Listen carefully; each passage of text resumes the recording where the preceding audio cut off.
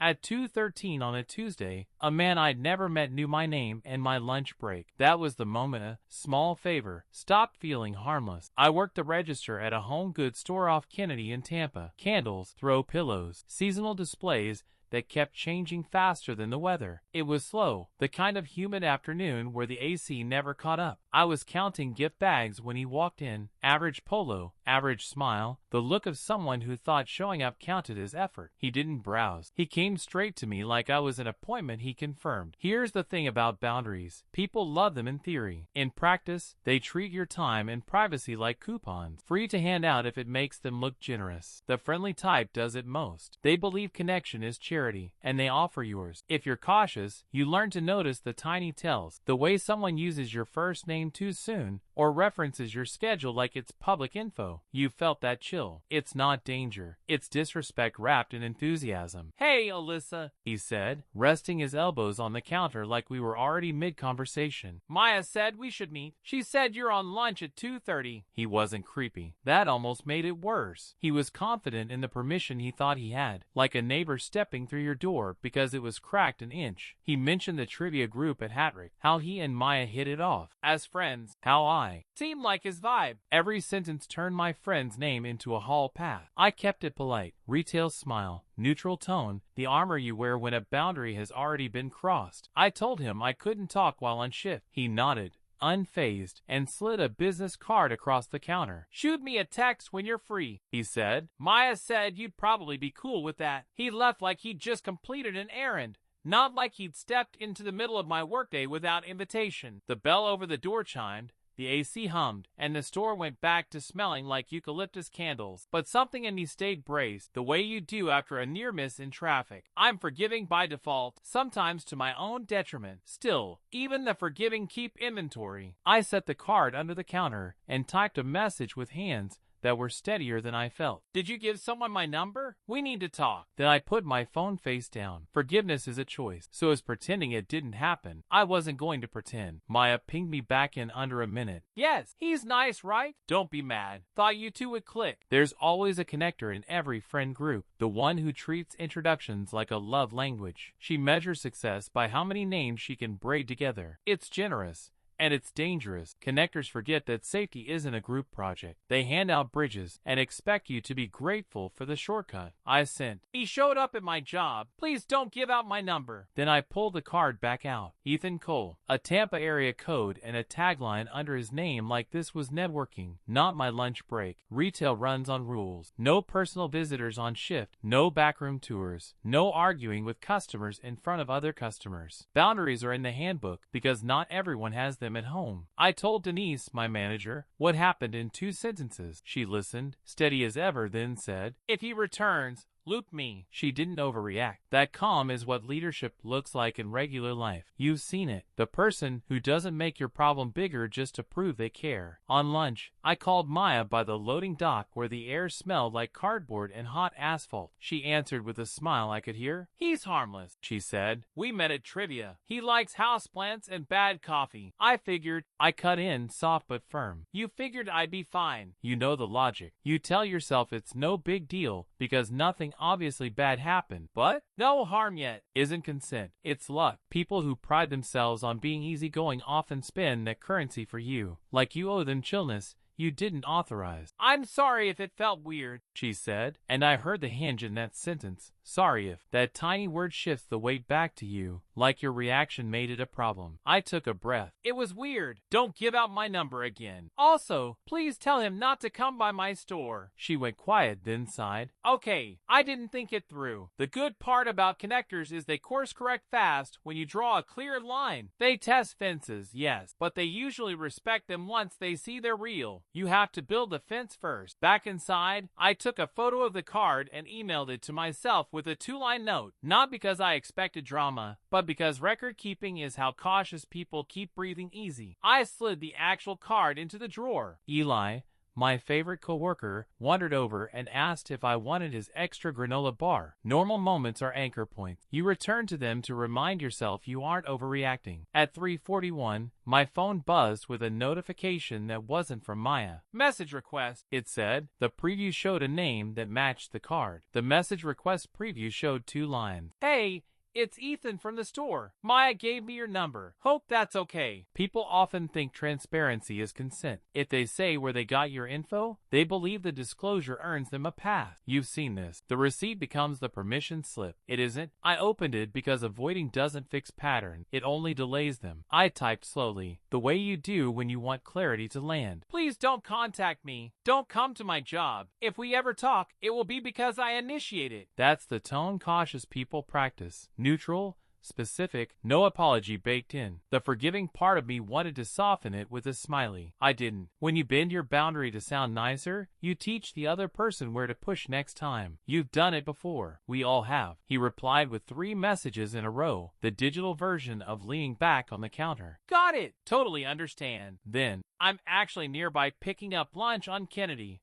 No pressure. Then, Maya just thought we'd vibe. My bad if this came off strong. He was wordy but not crude. The kind of earnest that mistakes persistence for charm. Persuasion culture teaches people to keep trying until you say yes. The respectful ones stop at one no. The self-impressed ones try to engineer a softer no. I muted the thread, told Denise I'd take my break in the back, and ate yogurt by the humming soda machine. During that 15 minutes, Maya called twice, then texted. I didn't think he'd go there. I only told him your schedule because we were trying to plan trivia, and I said you're off by 4 most weekdays. Screenshots followed. Her chat with him in blue and gray bubbles. She hadn't meant harm, but intent doesn't erase impact. Connectors can confuse access with kindness. They hand out shortcuts, then act surprised you prefer the longer road you paved yourself. I sent back, please text him now and tell him not to come by again. She wrote, on it, I'm really sorry. And I believed her. Belief is a choice too. At 5:02, right before close, a delivery guy from the plant shop 2 doors down walked in with a small craft bag. Drop off for Alyssa, he said, already turning back. Inside was a folded note and 2 tiny Monstera cuttings in water. The note said, thought you'd like these. Tampa humidity is perfect for propagating.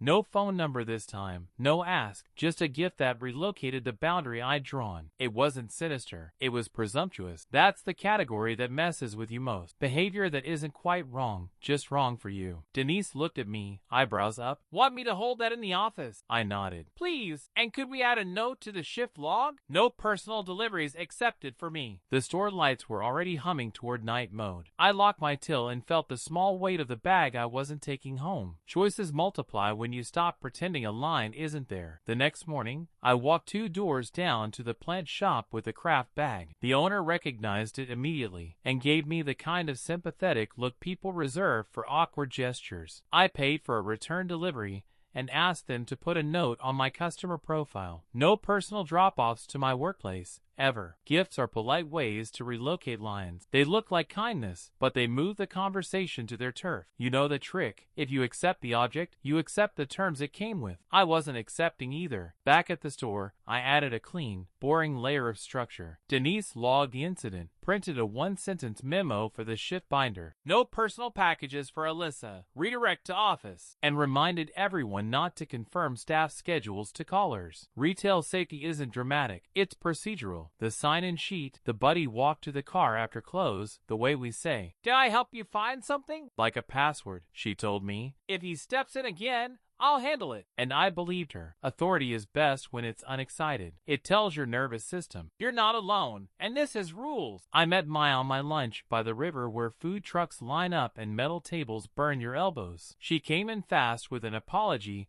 that didn't hide behind it. I messed up, she said. I also sent him your Instagram. I figured it's public. That's another modern confusion. Public doesn't mean available. We accept visibility for convenience and then have to claw back context when someone treats it like consent. I told her I'd be locking down my profile, trimming followers, turning off story locations. I asked her to message our trivia group that I don't want my schedule or workplace shared. Say it like a general policy, not a drama, I said. Connectors respond better to rules than to scolding. She nodded, cheeks pink. I'll fix it, and I'll tell him the plant thing's being returned. No more contact. After lunch, I spent 10 minutes in the back toggling privacy settings. I removed the store from my bio and archived posts that gave away routines. Tuesday sunrises on the same bridge, clock out selfies, the coffee cart I tagged every Friday. Caution isn't paranoia, it's maintenance. You mow the boundary like a lawn because if you don't, it grows wild. I didn't text Ethan. Silence can be a sentence when you've already said no. The return cuttings would deliver the rest. At close, a group text lit up. Trivia plans, emojis, the usual weekday filler. I typed, skipping this week, and left it at that. Keeping a friendship sometimes means changing its shape. Denise called from the front. A man had phoned asking what time. Alyssa usually takes lunch, she told him. We don't share staff schedules. And hung up before he could pivot. The AC clicked off. The lights warmed, and I felt that steadying sensation good systems give you. I locked my register and walked out with Eli to the parking lot. 2 carts between us like an ordinary escort. Nothing dramatic. Nothing scary, just the quiet awareness that I was rebuilding the fence plank by plank. By noon the next day, Denise slid a printout across the counter like it was a coupon. Neutral face, careful hands. Corporate had forwarded a customer experience complaint that mentioned me by name. The language was polite and pointed. I'd been dismissive, refused to engage, and acted like my time was more important than his. He didn't sign it, but the phrases lined up with the text. It read like a performance review written by someone who believed access was a right I'd rudely declined. Denise said, "We'll log your statement. District wants a call Friday morning." Her tone didn't accuse. Good managers keep the floor steady even when the email doesn't. People who don't hear no will often recruit bigger rooms to echo their yes. They'll use reviews, policies, group chats, whatever sounds official, to nudge your boundary back an inch. You've seen it with returns past the deadline or neighbors quoting bylaws they haven't read. The move isn't violent, it's administrative. That's why it gets to you. It turns your private line into a public discussion. If you're cautious, you learn to meet systems with systems, facts, dates, copies. Not because you want to fight, but because structure is the only language institutions reliably speak. I wrote my account the way I wish all conflict got handled. Clear times, specific asks, exactly what I'd said and what I hadn't. I attached the screenshot of my "please don't contact me" text and noted the return plan delivery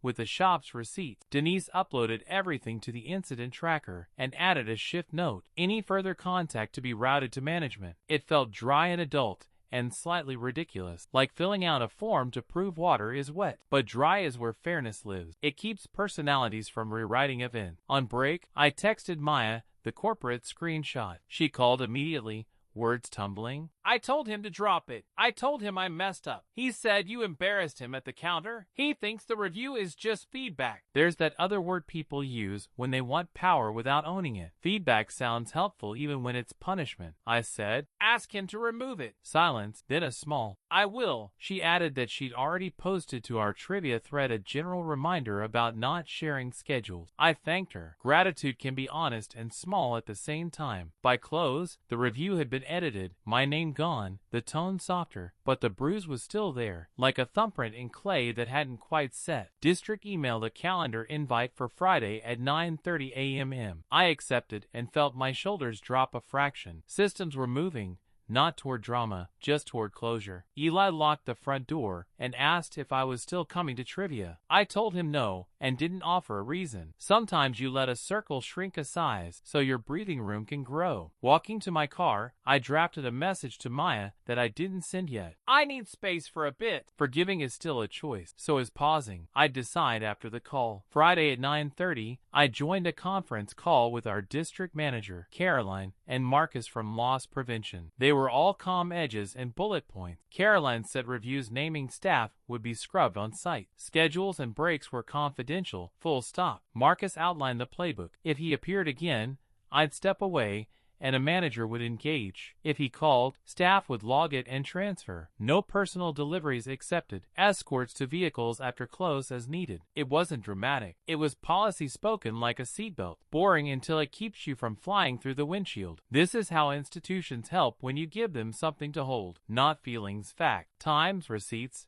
copies. You've learned that, too. The more neutral the paper trail, the less anyone can turn your boundary into a personality quiz. Caroline thanked me for documenting. She said, "You did exactly right," and put an incident number to the whole thing like a label on a box. Numbers can feel cold, but they keep problems from wandering. When the call ended, I felt lighter in that specific way rules make you lighter. I texted Maya what I decided. "I'm taking space. Please don't loop me into anything with Ethan, and don't share my info at all going forward." She replied fast, "Understood. I'm sorry. Good connectors hate silence, but better ones honor it." Recalibrating a friendship isn't a speech. It's a series of smaller choices you hold even when the group chat keeps buzzing. At lunch, my phone pinged with a Venmo request I hadn't expected. $12 from Ethan C. with a note for the plant return plus coffee. Money can be a polite crowbar. It turns a closed door into a transaction and hopes you'll open it to be gracious. I declined and blocked, took a screenshot, and emailed it to Denise with one line for the tracker. Not because I was scared, but because patterns get slippery when you don't pin them down. If you've ever been pressured to accept a nice gesture, you know the script. Once you touch the thread, you're part of the weave. The afternoon was ordinary in the best way. A mom bought 6 bath towels because her twins never stopped swimming. Eli did a dramatic reading of candle names. Denise taped the one-sentence memo near the phones. At 5, the trivia host posted in our group they were moving to a sign-up form with a privacy checkbox and new rules about sharing contact info. Small circles can course-correct when one person says, "This isn't working." I hit leave group without commentary. Leaving isn't revenge. It's making room. On the drive home, Kennedy shimmered in that late heat, and I felt a quiet I hadn't felt all week. Systems were set. My line was where I could see it. What came next would be mine to choose. By Saturday afternoon, the store email pinged with an apology and clarification. Denise printed it and slid it over like a receipt. Ethan wrote that he hadn't meant to cause trouble, that he misread the vibe, that he wouldn't contact me again. Then he listed what he thought explained his choices. Maya told him I got off around 4, loved the plant shop, posted from the Riverwalk on Fridays, drove a blue Civic, and was friendly if you caught her before lunch. He said it like context, but it landed like inventory. Denise read the line about my car and gave me the kind of look that says, "This is why we make rules." I nodded. Both of us understood the difference between public and permission. This is the part you only learn by living it. Privacy isn't a switch, it's a gradient. The people who overshare don't see the slope. They think each detail is small, but add enough. Small, and you build a map. I took the printout to the office, photographed it for my records, and asked Denise to reply on my behalf with a simple acknowledged. No emotion, no argument. Neutral language isn't cold, it's protective. It keeps the story from growing extra arms when what you need is a clean ending. On my break, I texted Maya. "I read his email. You shared more than we discussed. I want to meet tomorrow. Riverwalk 2 p.m. She responded quickly. "Yes, I'm so sorry. I'll be there." Connectors are rarely malicious. They're enthusiastic. But enthusiasm without consent becomes extraction. If you've ever felt your details handed around like party favors, you know that mix of anger and grief. You can forgive a mistake and still retire someone from a role they shouldn't hold in your life. I spent the evening doing the small admin that helps me show up steady. I locked down my last location tags, changed my car's contact sticker from my cell to a Google Voice number, and pulled a box from the closet labeled Maya, borrowed cookbook, a scarf she left in my trunk, a plant pot I promised to return. Returning things isn't petty, it's practical. It turns, "We need to talk," into, "We can be done." I wrote 3 bullet points on a note card. No sharing my info. No intermediating my social life. No showing up uninvited. Not a speech, just rails to keep me from softening the point mid-conversation. Sunday was bright, crowded, ordinary. I arrived 10 minutes early and picked a table facing the water, the kind of place where the noise protects you from getting pulled into old habit. Maya approached with a paper bag and a guilty smile. She sat, said my name like a question, and reached for the bag. I kept my hands on the table. I wasn't there to relitigate the week. I was there to end a pattern that had followed me through friend groups since high school. Someone deciding my openness for me, then acting surprised when the cost showed up at my door. I took a breath, felt my shoulders square, and decided to speak in the same tone I'd used in every log and email. Clear, simple, and final enough to hold. Maya sat before I could stand, hands wrapped around the paper bag like it might absorb the heat between us. Connectors apologize in clusters. Sorry for the thing. Sorry for the fallout. Sorry for being the kind of person who creates both with a smile. I kept it simple. I'm not mad, I said. I'm changing how close this is. People think conflict is about proving who's right. It's usually about deciding distance. If you've ever had someone spend your openness like spare change, you know the fix isn't a speech. It's a boundary with legs. She started explaining, stacking small reasons like coasters. I'd said I wanted to meet new people. Trivia was harmless. I like plants. He seemed normal. She didn't think through timing. Explanations are the currency of the overhelpful. They hope interest will turn into forgiveness. I told her what I'd written on my card. No sharing my info. No setting me up. No showing up for me. Her eyes went wet. Does that mean we're not friends? Friendship isn't an on-off switch. It's lanes. You move someone from carpool to wave on the road. You've done it. 2. Kept history. Reduced access. Care survives. Access changes. She slid the bag across. Cookbook, scarf, pot, and said the right thing without hedging. I'll tell the group this was on me. I'll ask him to delete anything else. I won't bring your name up again. That's what accountability sounds like when it's grown. Not dramatic. Specific. We hugged. Brief and careful, and I watched her walk away with her shoulders smaller than they'd been. Grief shows up even when you're the one choosing the change. The loss isn't the person, it's the shape of your routine with them. Back home, I finished the admin that turns feelings into closure. I replaced my car key tag with a Google Voice number, scrubbed location from old captions, and set a new rule on my socials. No DMs from people I don't follow. I emailed Carolina. Apology and clarification. Printout. And asked that staff privacy get 5 minutes in next week's morning huddle. Systems don't change because you feel strongly. They change because you give them a checkbox. She replied within the hour. Approved. Denise asked me to draft the blurb. Eli offered to role-play phone calls so newer cashiers could practice saying no without over-explaining. Small, practical, boring, exactly the right size. That night, a final message slipped into my inbox, routed through the store's general email. One line from Ethan. Understood. Won't contact you again. No emoji, no extra context. It landed like a door gently latched, not slammed. The week shrank down to its file. Timestamps. Receipts, a note for Tuesday's huddle. That's the quiet most cautious people work toward. Not the absence of risk, just the presence of rules and the freedom to opt out. I put the cookbook on my porch for donation, poured water into the empty plant pot, and left it there to dry. Some things you keep, some you return, and some you set outside so the shape of your home can breathe. Tuesday's morning huddle ran like a mini workshop. I read the blurb I drafted. 2 sentences about privacy, one about redirecting personal inquiries to managers, one about not confirming schedules. Eli volunteered to play the friendly caller, and our newest cashier practiced the line Denise liked. For staff safety, we don't share that information. You could feel the relief ripple. Rules don't make people rigid, they make them brave. Give someone a sentence that starts the same every time, and you take away the part